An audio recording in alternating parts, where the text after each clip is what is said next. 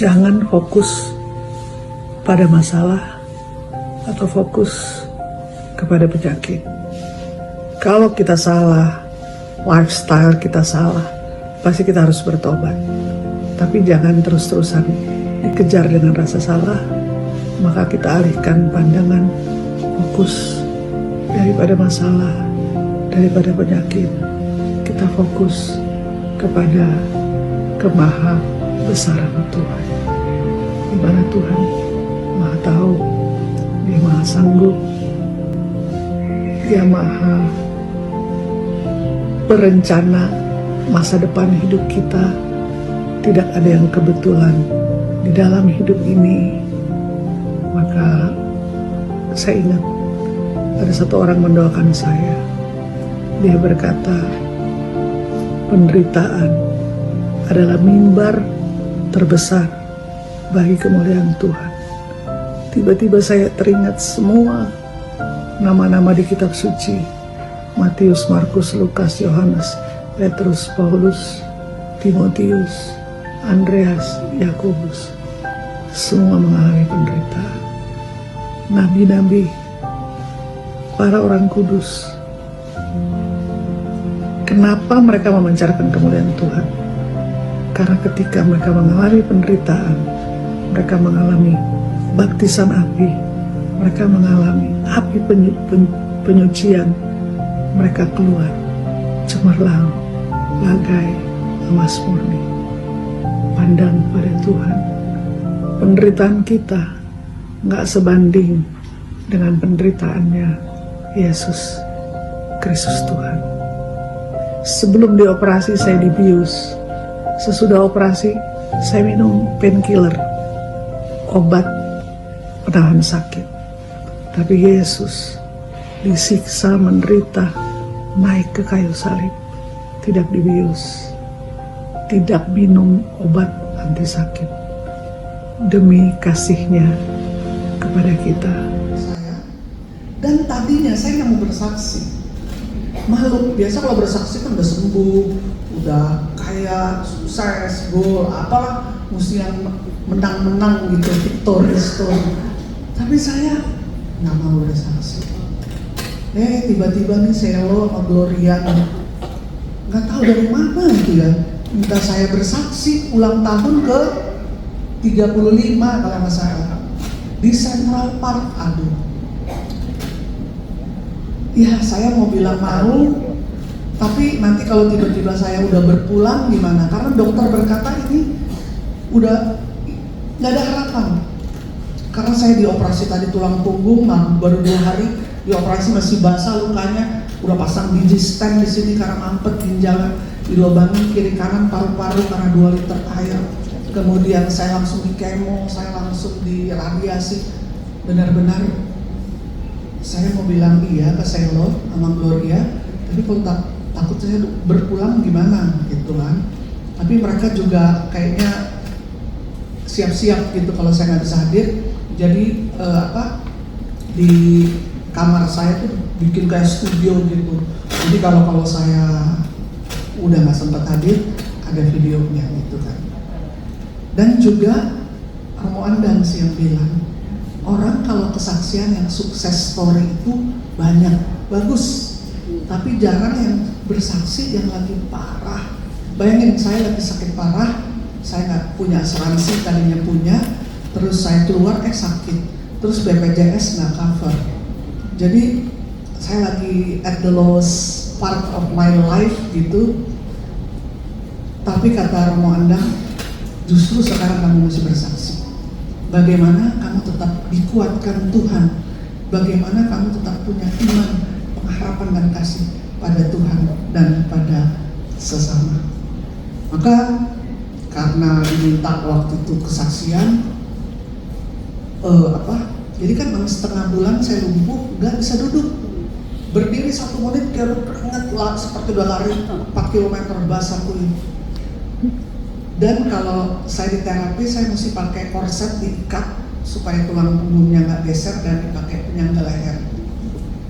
Saya latihan duduk, latihan jalan, karena saya ingin hadir tuh di Gloria waktu itu ya di Central Park. Jadi saya datang ke dokter saya, dok, saya kapan boleh lepas korset ini? Saya pikir kalau mau kesaksian mau keren juga, jangan tergini, lepas roda agak gimana ya. Jadi dok, ini kapan saya boleh lepas korset, dok? Nah inilah hasilnya ketika kata dokter, oh kamu mesti di CT scan 3D katanya ya. Nah inilah hasilnya, video kedua dengan dokter.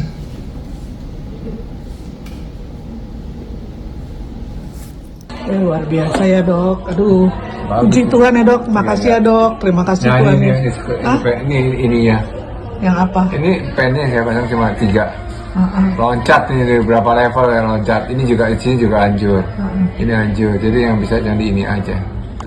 Yang nggak bisa dipasang ini dua level hilang. Di sini 3 level kalau nggak salah. Dipasang pen. Hancur mau gimana?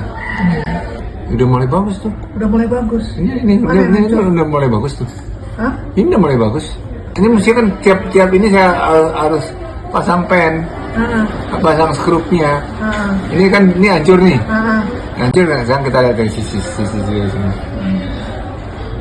Lumayan tuh udah mulai terbentuk tuh. Yang kita pasang udah kuat. Ya tapi dia jauh lebih bagus daripada sebelumnya. Tulangnya tumbuh atau? Tumbuh. Saya Dr. Yohanes, seorang dokter umum yang bekerja di salah satu klinik swasta yang ada di Jakarta. Saya melihat video kesaksian Ibu Mega dengan Dr. David Tandian yang adalah ahli bedah saraf dan beliau adalah guru saya, yang menyatakan bahwa dari tulang belakang yang terkena sel-sel kanker itu ternyata tumbuh kembali. Sepengetahuan saya sebagai seorang dokter, saya mengatakan bahwa tulang yang rusak karena sel-sel kanker itu tidak mungkin tumbuh kembali. Janganpun tulang yang rusak karena penyebaran dari sel-sel kanker. Tulang yang rusak karena penyakit infeksi atau penyakit kronis, katakanlah seperti penyakit TBC, tuberkulosis, itu saja hampir mustahil untuk bisa tumbuh kembali. Apalagi yang disebabkan, kerusakannya disebabkan oleh sel-sel kanker. Tidak mungkin tumbuh kembali. Sampai hari ini, belum ada ilmu kedokteran yang bisa menumbuhkan tulang yang rusak karena serangan atau penyebaran dari sel-sel kanker.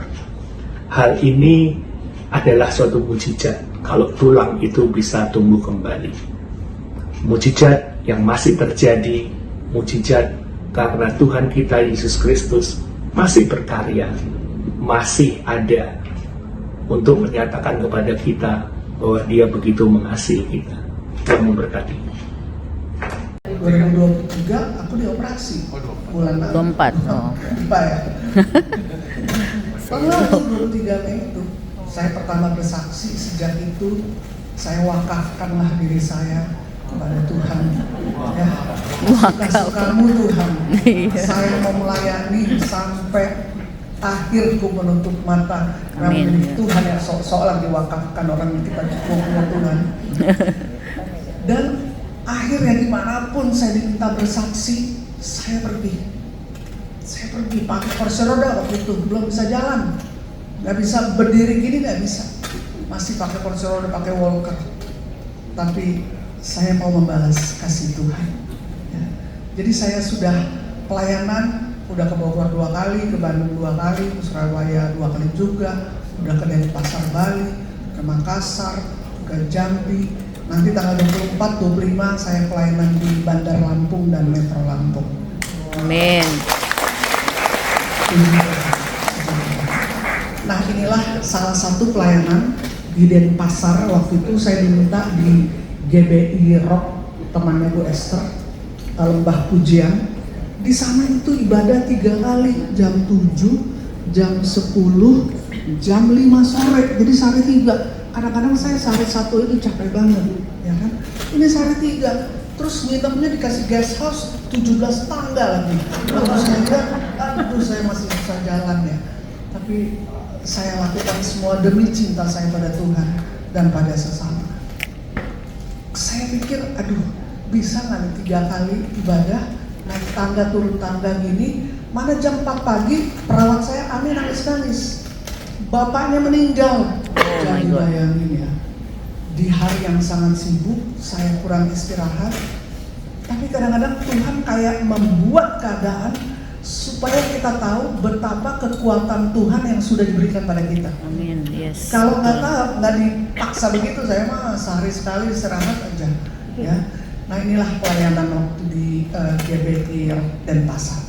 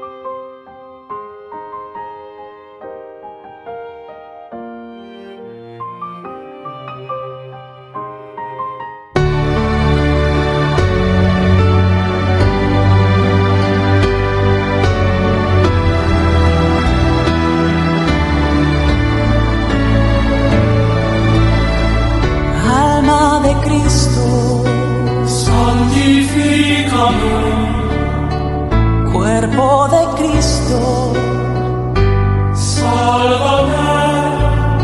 Sangre de Cristo, embriágame. Agua del costado de Cristo,